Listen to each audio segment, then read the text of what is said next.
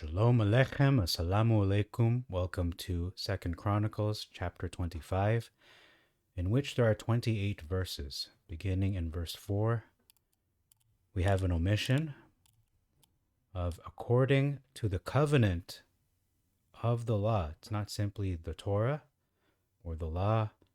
It is a covenant hearkening back to Exodus 20, the covenant made on Mount Sinai between Hashem and the children of Israel.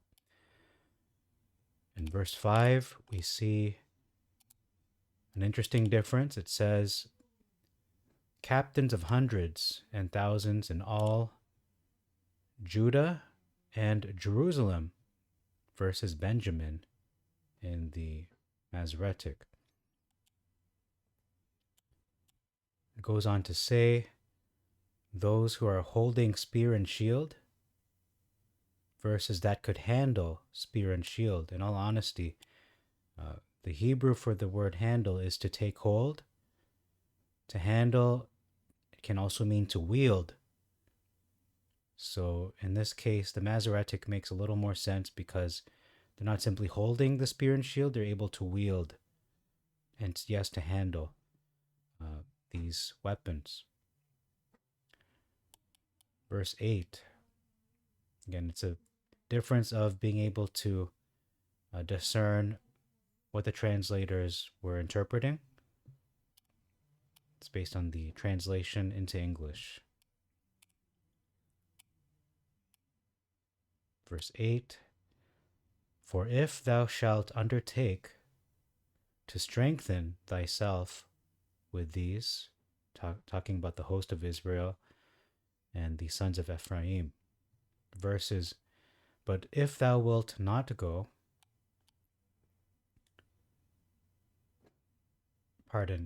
but if thou wilt go, do it, be strong for the battle. Meaning, do not rely on these men. In the Septuagint, do not rely on these men. If you do, you will lose. Versus, if you will fight, be strong. The Masoretic makes no sense because immediately after the statement, but if thou wilt go, do, be strong for the battle, it says, Elohim shall make thee fall. So why even try? And then it says here, flight, shall put thee to flight, versus make thee fall. And in any case, it is defeat. They're either running away with their tail between their legs or falling before their enemy. In any case, it is a defeat. Verses 10 to 11, I'm going to read them in the Septuagint, is a great example of faith being shown by Amaziah. And Amaziah separated from the army that came to him from Ephraim, that they might go away to their place. And they were very angry with Judah, with Yehuda. And they returned to their place with great wrath. And what does it say here? And Amaziah strengthened himself and took his people and went to the valley of Salt. And what happened? They smote there the children of Seir, 10,000. So they were given the victory. It's pretty clear that they were blessed by his obedience, because just prior to that, verse 10, it says, Amaziah said to the man of Elohim, but what shall I do for the 100 talents? Actually, even before that, it is of Hashem both to strengthen and to put to flight, because he's not relying on the host of Israel. So he sent them away.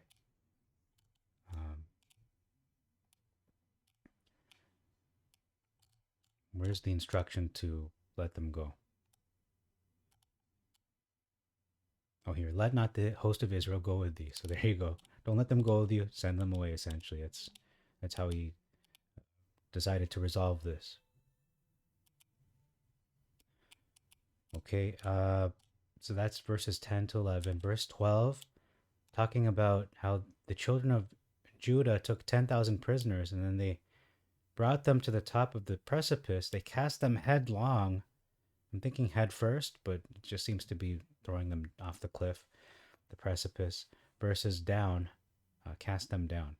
Okay, so difference of semantics there. In verse 14, it says sacrificed to them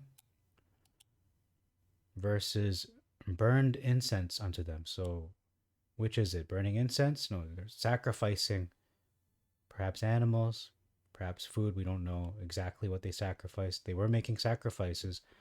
And this is a complete opposite example of faith and obedience that we just saw in verses 10 to 11, where Amaziah was obedient and was faithful, believing Hashem would deliver them from the enemy, would bless his efforts by obeying. And now we see that they're turning the other way, complete 180, bringing home the Elohim of the children of Seir and set them up for as Elohim.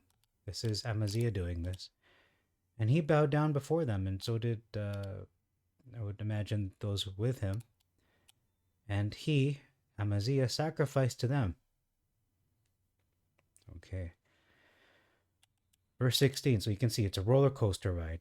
He's up here, then he's all the way down. Verse 16. Take heed lest thou be scourged, versus forbear, which means to cease or stop. Why shouldest thou be smitten? And then it says here, and the prophet forbore. What does that mean? He was silent. Could mean stop, could mean cease, but he stopped speaking, it seems. So that is an interesting footnote. Verse 19. Verse 19 says, I have smitten Edom. This is Hashem speaking through the prophet, and Joash sent to Amaziah saying that this, okay. So, okay, it's not the prophet, but it says here, thou hast said, behold, I have smitten Edom, versus thou hast smitten. You say you have smitten. So if he's speaking, who is he referring to when he says you have smitten? No, he's talking about himself. I have done this. And then the word stout heart, the word stout, the footnote reads in the Greek heavy, so it's heavy heart. In mischief, implicate thyself in mischief versus to thine hurt. So it seems to hurt, implicate yourself. Why do you implicate yourself in mischief? And then the Masoretic is just getting to the heart of it. You're hurting yourself. But the focus is more on the behavior in the Septuagint.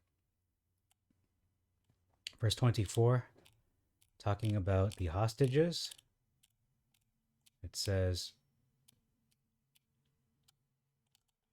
and he took all the gold and the silver and all the vessels that were found in the house of Hashem, and with Obed Edom, and the treasures of the king's house, and the hostages. The footnote reads here, sons of alliances or unions. That is a very interesting footnote, because it does not imply they are being held against their will. It simply means these were children who are byproducts of marriages between other kingdoms. So they are not hostages at all, but it's interesting to look more deep into this topic, because these are the king's children, perhaps. Sons of alliances or unions. The last difference we're looking at is verse 28, final verse of the chapter, describing how they took him, who is the king, Amaziah, after he had died, and they took him up on horses and buried him with his fathers, where? Not in the city of Judah, as the Masoretic is stating, in the city of David.